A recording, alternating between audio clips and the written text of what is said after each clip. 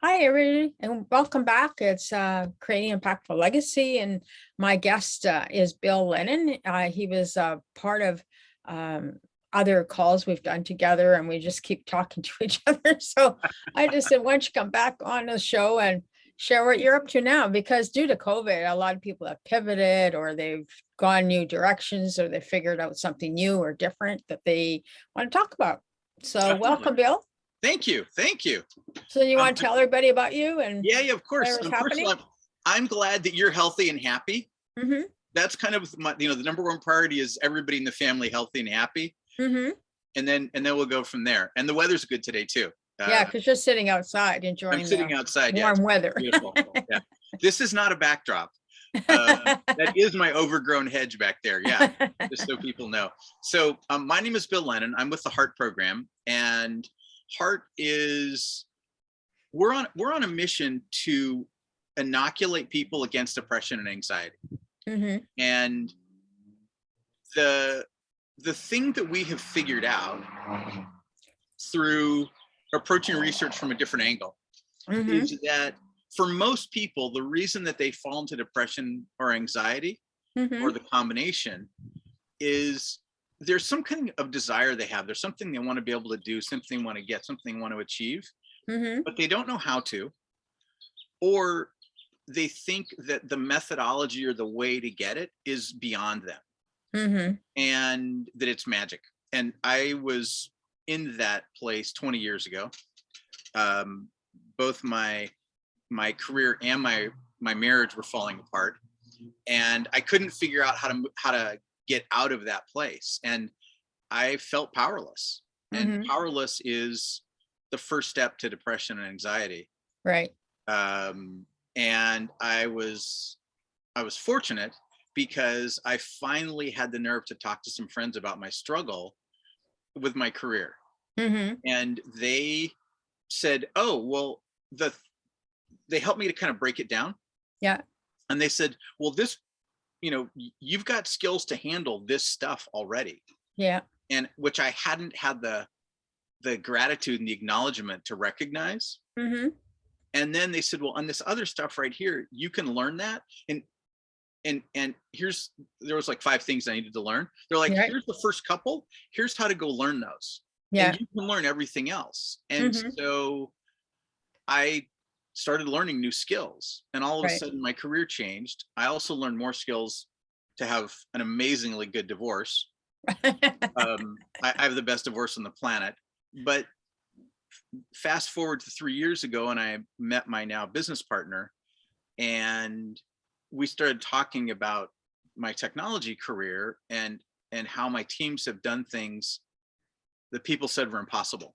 Mm-hmm. And when I explained to her the process, she said, oh, you use the skills that we use clinically to get people out of the deepest depression, anxiety, and substance abuse. Mm-hmm.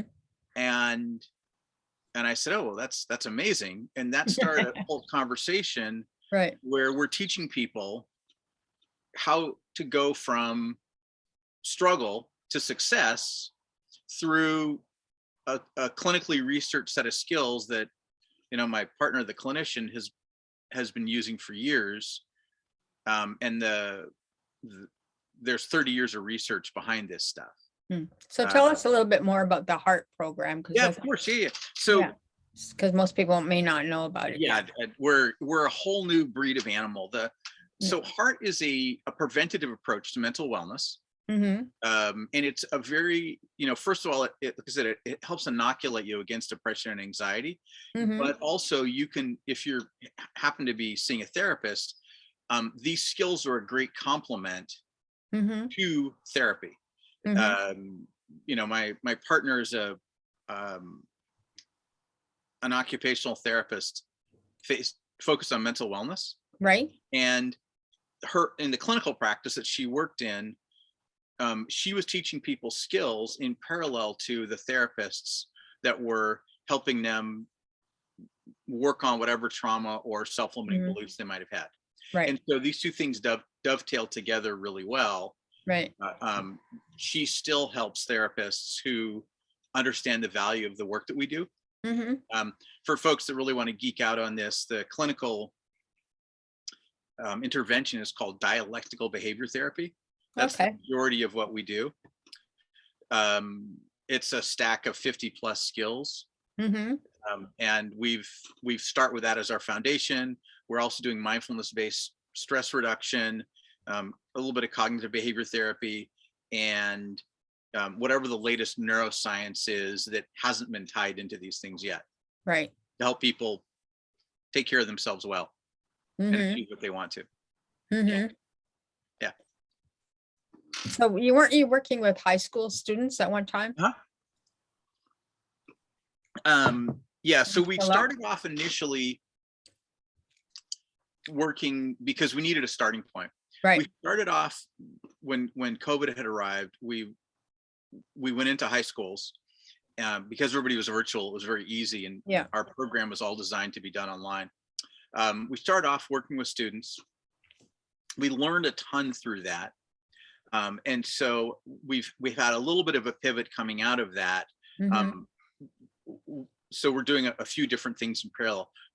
First of all, we're training adults Mm-hmm. who are on campus, Mm-hmm. so that they can model and also teach the kids. Okay. One of the things that we got back from the students, one of the pieces of feedback was it was disconcerting for them to learn better mental wellness skills, Mm-hmm. and the teachers were not modeling that. Oh, okay. And so that was a bit confusing. Mm-hmm.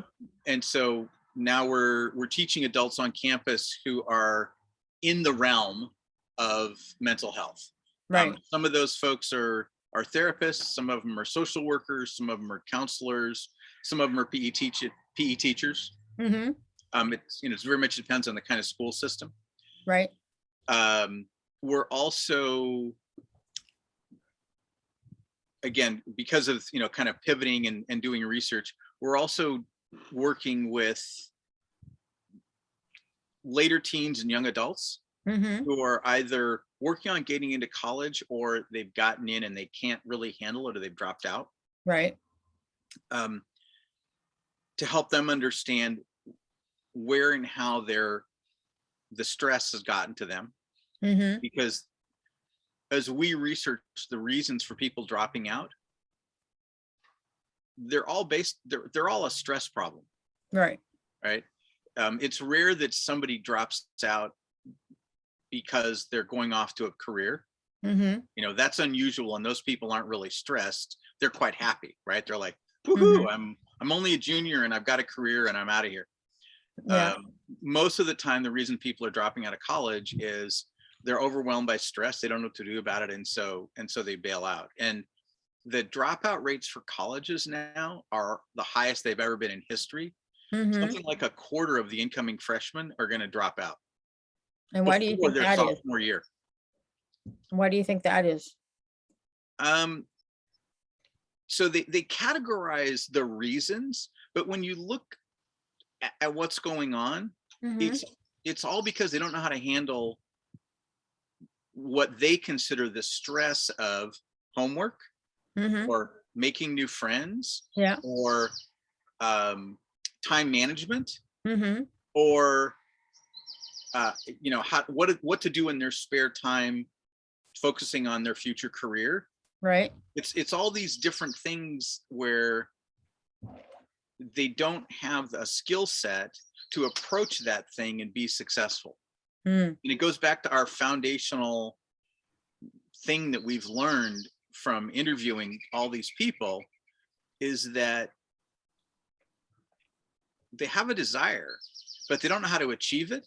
Mm-hmm. And they don't know who to ask. They don't even know that it's possible Right. to ask people. And so they stumble into feeling powerless, and then things get worse. Mm. And so Interesting. we're teaching them skills for how to think about, how to look at, how to approach all these different problem spaces, and really how to take the skills and use them in multiple different contexts. Mm-hmm. Mm-hmm. Yeah, as you're talking, and I'm thinking about kids just don't feel they can ask for help. So I wonder where they learned that, Yeah. Part of it unfortunately, is the education system today. Mhm. Our schools, they're trying to cram so much into such a small amount of time, Yeah. that frequently the teachers just don't have the space Mhm. to answer those kinds of questions. Mhm. I have two sons, and both of them have come home struggling at different points in time Mhm. because they couldn't get help from their teachers, or they felt they couldn't get help from their teacher about specific problems. Right. And so I've been coaching them about, Mhm. how to solve those kinds of problems, right? Right. Go back to the teacher, ask a question, try to be very focused, see if you Mhm. can get a response. Maybe they can't talk to you live in class. Maybe what they need to do is an email. Um, Both of my kids at different points in time have struggled with math, Yeah. and they've both come home with different versions of, I don't understand the teacher's explanation, Mhm. and they keep explaining the same way. And Yeah. so for both of them, we ended up getting them into one of the local um, math tutoring Yeah. groups, Mhm. which completely flipped around their ability to do math. Mhm. By having a different teacher. Um, Both of my kids have struggled with social anxiety Yeah. at different times, Mhm. and I've taught them the same skills that I learned and that Mhm. we teach people, and they don't have that anymore. Mhm. My older one has now actually gotten quite comfortable getting up and doing talks in front of the classroom. Mhm. He doesn't have a fear of public speaking, Right. um, and that's been great. Both of them have gone through different early stage relationship struggles, Mhm. and we've coached them about that same kind of thing, using the skills that we teach people, and Mhm. both of them are now really comfortable in that realm. Mhm. Um, Relationships may fail. This isn't about having always perfect relationships, but it's about being comfortable with having a relationship, experimenting, and trying to grow the other person. Mhm. And also, if it's not going to work out, then saying, hey, thank you very much. Let's be friends. I got to go because I need something different. Right. Yeah. Right. Right. So Uh, I'm just thinking as you're talking is why can't you just offer a program like this as an alternative in schools, or kids have a yeah. program Yeah. they can go to and say, okay, I need help here. How can I, Yes. Yeah. And travel on this road? and part of it is because in middle schools they're just starting to think about this. Hmm. High schools are so concerned about the academics of getting into college Right. that mental health has been someplace between zero and a very, very low priority. And so Hmm. they do the bare minimum to get by around mental health, Hmm. which is they wait till, and I mean, I don't mean to be knocking the schools, but they don't know any better, right? Right. They wait till the students are as far out on the edge as they can get. Yeah. Then they see if they can provide them a short-term fix while they Hmm. try to find some kind of a therapist, rather than teaching them up front Hmm. how to approach it. And part of the problem is that the current methodology for mental health in the US and every place else is Hmm. what we call the lifeguard approach. And the Hmm. lifeguard approach is, you have a lifeguard at the side of the pool and nobody knows how to swim. Hmm. And the lifeguard keeps pulling people out of the deep end who are Right. unwittingly jumping in. Hmm. And we're all about teaching swimming lessons. Yeah. We want to teach people how to swim, how to be able to have fun, how to be able to play where there's no lifeguard. Hmm. And the beautiful thing about swimming is once you learn how to swim, then you can explore surfing, Hmm. and you can explore diving, and you Yeah. can explore whitewater rafting, Hmm. which gives you a lot more personal confidence and power in the world, for want of a Hmm. better way to put it, Hmm. to do things that you couldn't have done otherwise. Yeah. Yeah, but see, the mental health part of it That needs to come first, just as Right. long as when you're first starting school, right? Because Right. you know how to handle this situation, then you can do Yeah. the next situation, the next situation, right? Exactly. Yeah. And so, our long-term goal is that all the adults in the school Mm-hmm. will have this as a foundational knowledge, Mm-hmm. just like they all know how to do math. Yeah. Right.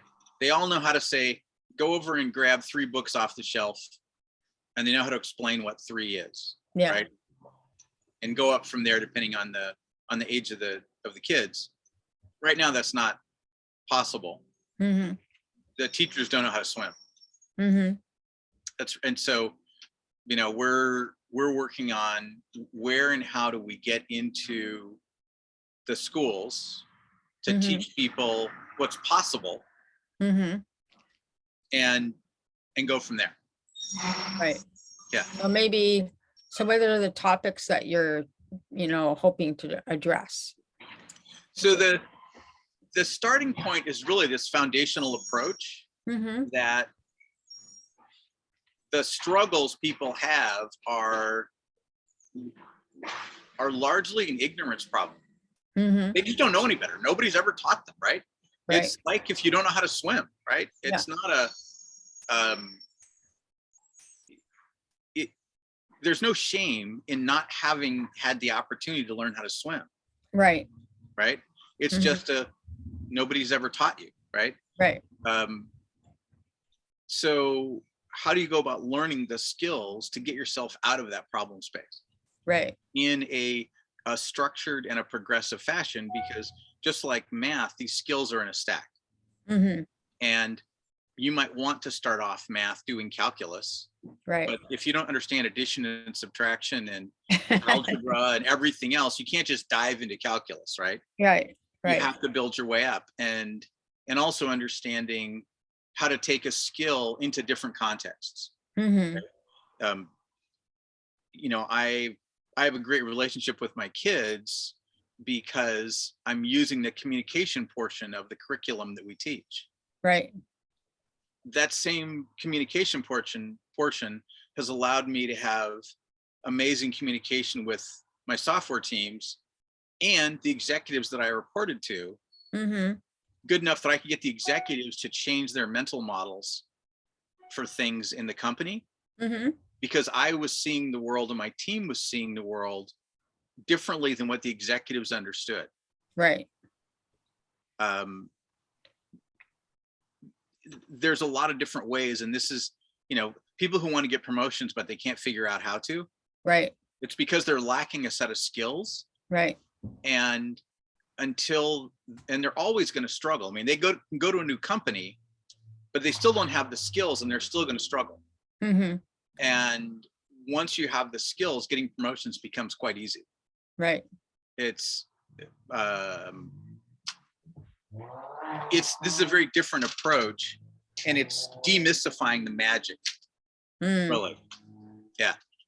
So maybe that should be your workshop, demystifying your magic. Yeah, that may be a title of one that we could do. Yeah. Yeah. I was just thinking, because the program it serves a wide audience, Yes. so you have to have different topics for different audiences, right? Right. And we're, one of the challenges is because we see how valuable this can be for people across so many different contexts, we can't try to do all things for everybody at the same time. Right. So, we want to find a starting ground. And so we're really focusing on this teen to young adult audience and the Mm-hmm. ecosystem around them Mm-hmm. as a starting point.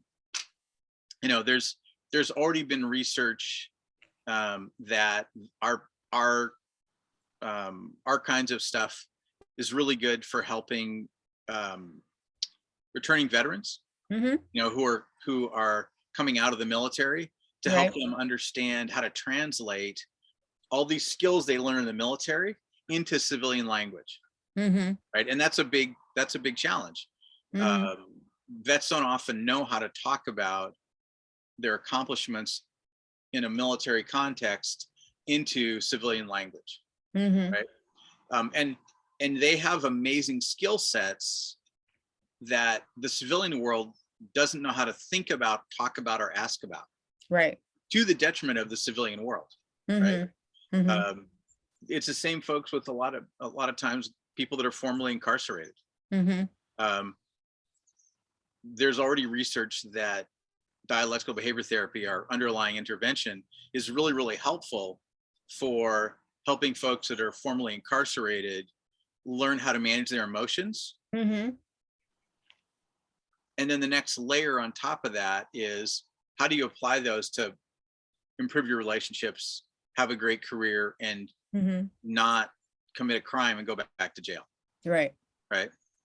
Um, folks that have PTSD are Mm-hmm. using this skill set to go from PTSD to PTSG, which is post-traumatic stress growth, Right. right?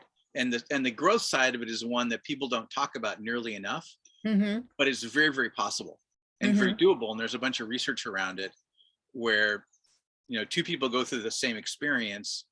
One of them comes out much, much stronger, and one of them comes out weaker.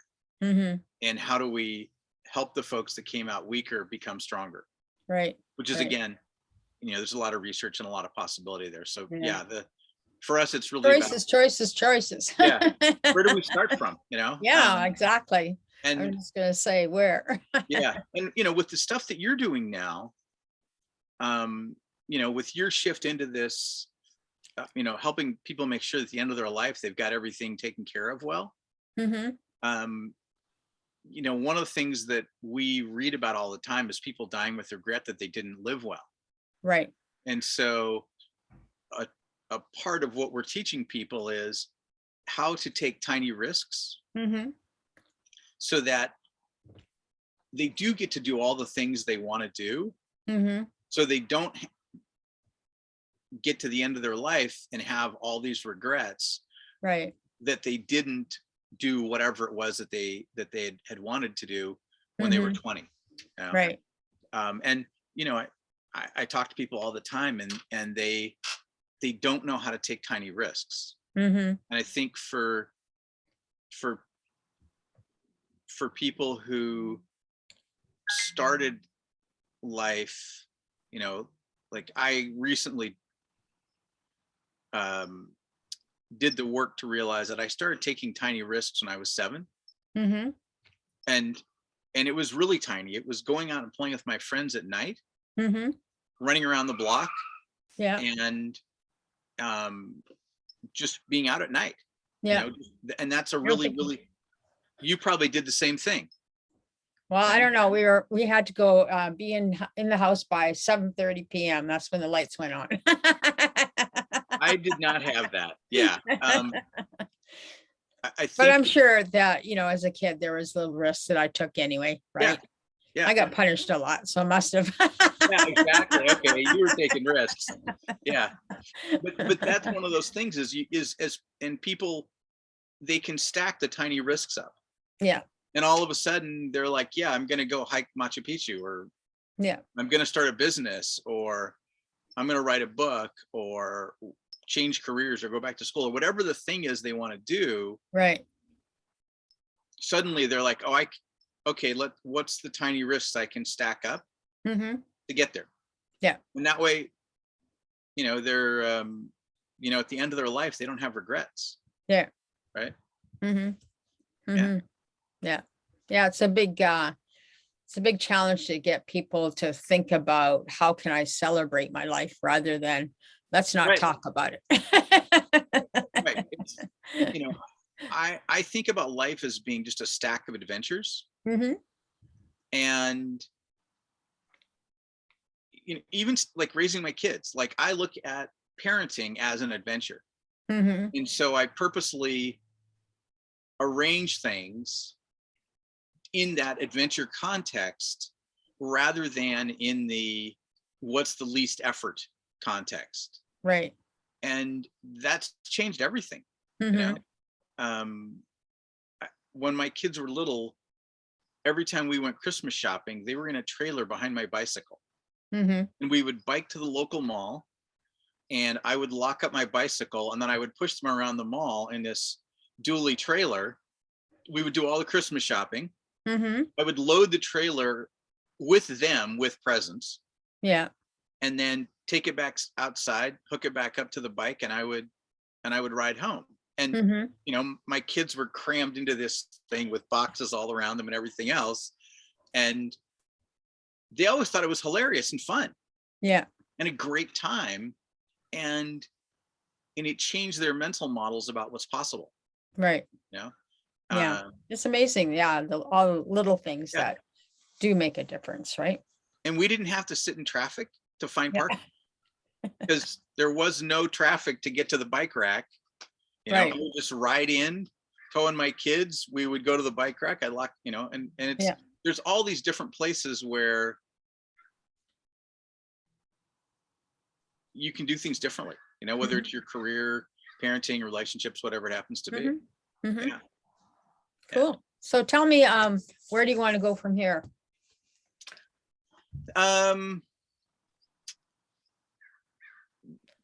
What do you need help with, or how can I direct? Yeah. So there's a couple Help. things. One, we need to get more people in the education system Mm-hmm. to understand what's possible.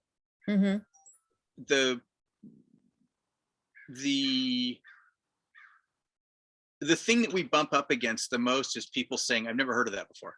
Yeah. Which is true, because no one's ever tried to do this before. Right. And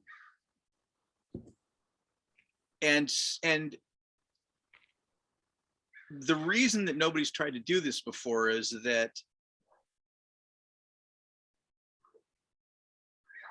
in the mental health world, there's not as, and you know, not trying to offend anybody who's in mental health, but doing root cause analysis Mm-hmm.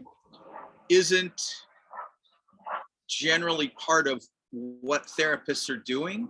Mm-hmm. And because very few therapists actually have deep expertise Mm-hmm. in DBT, they don't know how to break it down Mm-hmm. and advise somebody, oh, if you take your DBT skill stack and you apply it this way, that'll improve how things work at your job, and you'll be able to get a promotion. Mm-hmm. Or here's how to adjust it and have a better relationship, or get a relationship. Yeah. You know, or take care of your health, or you know, communicate better with your parents, or whatever. Mm-hmm. We seem to have, you know, between Barbara and I and our unusual career paths, have come to a place that other people haven't arrived at. Yeah. So we definitely want to be talking to anybody who's working in the education system, Mm-hmm. and folks that are, you know, either their students or their parents. Mm-hmm. You know, it's kind of the think globally and act locally model. Mm-hmm. We recently started talking with a community of young people that they have a support system for people struggling with mental health Mm-hmm. in a variety of ways, Mm-hmm. but they don't really have a depth of knowledge for how to help the kids, using the term kids broadly here, how to help the people get out of that struggle. Mm-hmm.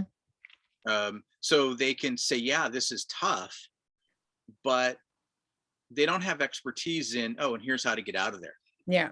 Right. And so, you know, we're coming in saying, hey, we can help with this. And the leadership is like, oh my God, this is exactly what we need. Yeah. So any kind of group like that, Mm-hmm. you know, parents that want to talk about struggles they're having with their kids at whatever level, we're more than happy to talk about that. Yeah. You know, organizationally, and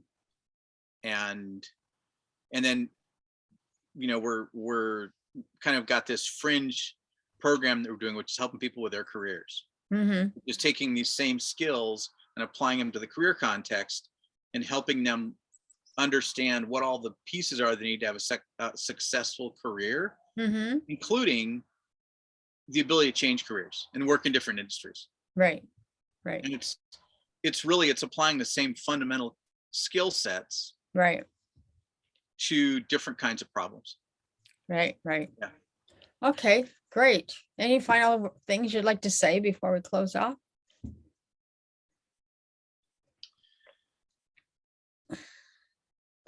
thank you for the opportunity. First of all, that's awesome. You're welcome.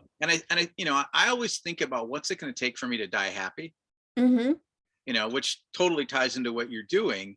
And for me, it's about